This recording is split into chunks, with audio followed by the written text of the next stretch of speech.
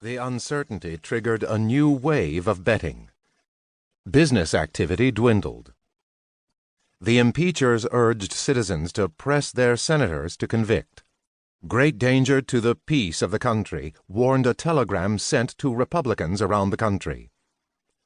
Before Saturday, the recipients should send senators public opinion by resolutions, letters, and delegations. The response was overwhelming.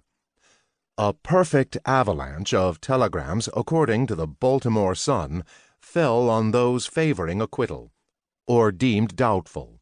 The governor of Maine sent indignant denunciations of the president. The Philadelphia press applauded the outpouring of messages, as well as those friends of law and order who came to Washington to demand that the president be convicted.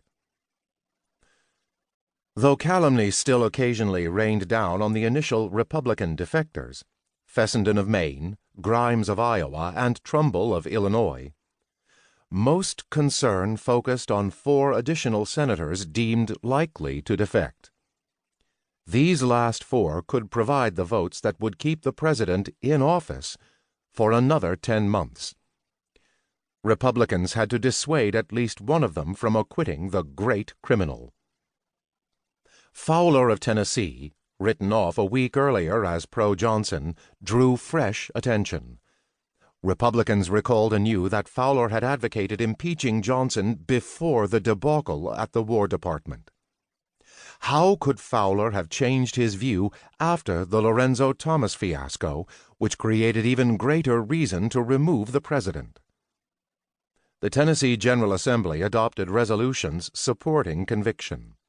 The governor and every Tennessee congressman entreated Fowler to vote against the president, as did a delegation of loyal men from his home state. By one account, he was offered a seat on the state Supreme Court if he voted to convict. A pro-Johnson newspaper feared that Fowler might yield to pressure. Besieged, Fowler made conflicting statements. He led a group of congressmen to believe he would vote to convict, then told another group he could never do so. Finally, Fowler was through listening. He cut short a meeting with the statement that he would hear no more arguments for the prosecution. The impeachers gave up on him. Peter Van Winkle, a former railroad executive who had helped found the state of West Virginia 5 years before, was an independent sort. He voted about as often with one party as the other, a home state newspaper wrote, without much reference to the wishes of his constituents or the requirements of party discipline. Moreover, the 60-year-old Republican did not plan to seek re-election, so he cared little when the West Virginia legislature demanded Johnson's removal. With a phlegmatic personality and no political aspirations, Van Winkle drew the least attention among the political defectors. One report called his vote uncertain. Before the final ballot, Van Winkle declared he would support the president. In contrast, handsome, bearded John Henderson of Missouri proved a magnet for controversy.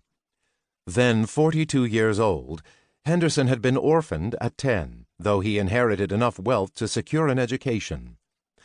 He rose quickly in Missouri politics. After a brief spell in the Union Army, he began serving in the Senate in 1862.